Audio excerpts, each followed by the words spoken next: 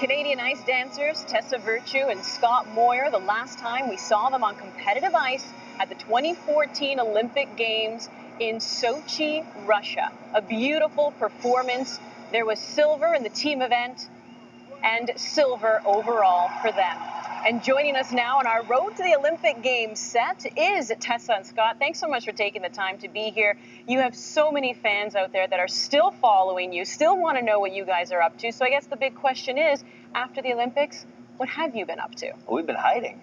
Yeah, it doesn't feel like that was that long ago, actually. 2 months, it seems at most. The time has really flown by, and we've been on the ice doing some tours and keeping busy, but it was really big for us to get back to Canada. We were in Canton, Michigan for 10 years, so came home, got back doing some things away from the ice as well, but mostly just getting back to Canada, being back with our families, and being close to the London, Ontario area a lot.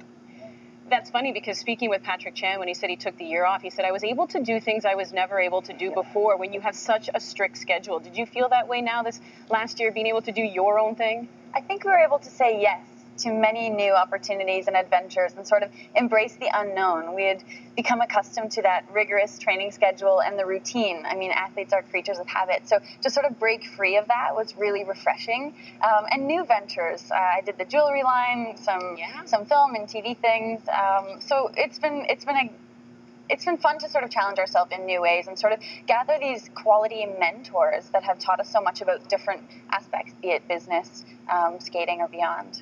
Well, you guys are champions in every sense of the word, or you're Olympic champions, world champions. We've seen you win just about everything on the Grand Prix circuit, and now we see here in ice dance another Canadian pair in Caitlin Weaver, and Andrew Pogier taking gold at the Cup of Russia. Can you put yourself back in those shoes, know what it felt like, and even how the Grand Prix circuit prepared you for the bigger events like the Worlds and Olympics? Well, the Grand Prix series is huge, and I think they've done a great job last 2 seasons really coming out and being strong. Last year they really dominated the whole year, actually, and we're really close at Worlds. It's a really, really tight fight. They should be very proud of their bronze medal, and this year they're off to a very similar start, and they reworked one program early, and they've really battled through that, and they look like they have a good confidence again going into the finals. So it's a really important series because it kind of sets you up. Grand Prix finals is like a mini Worlds, so you need to be on top there if you're going to have a shot at Worlds. Is that how you used it?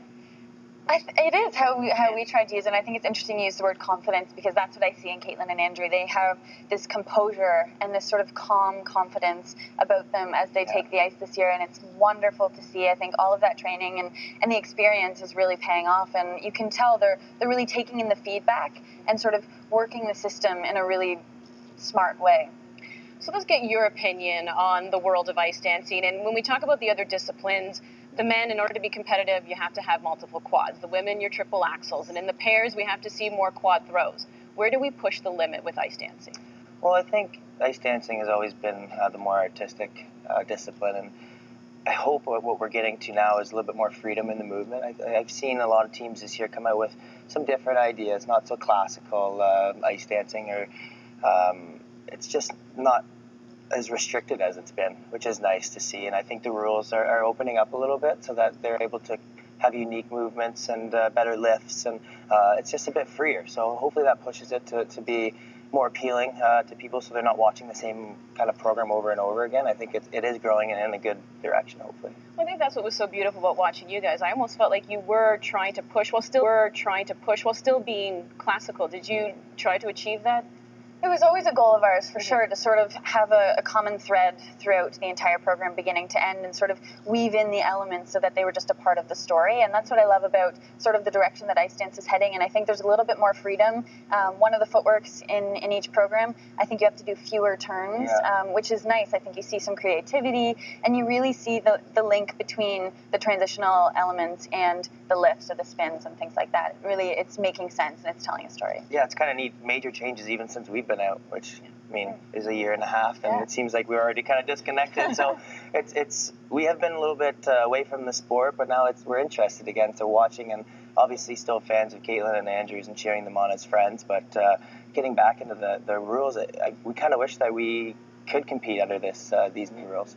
Well, people miss you. But, I knew I opened the door for that. You did. I won't say much more on that. All I'll say is good luck in any future endeavors that you guys do have, and it's such a treat to have you stop by our set once again. Tessa Virtue, Scott Moir, Canadian and world ice dancing champions, and we have way more figure skating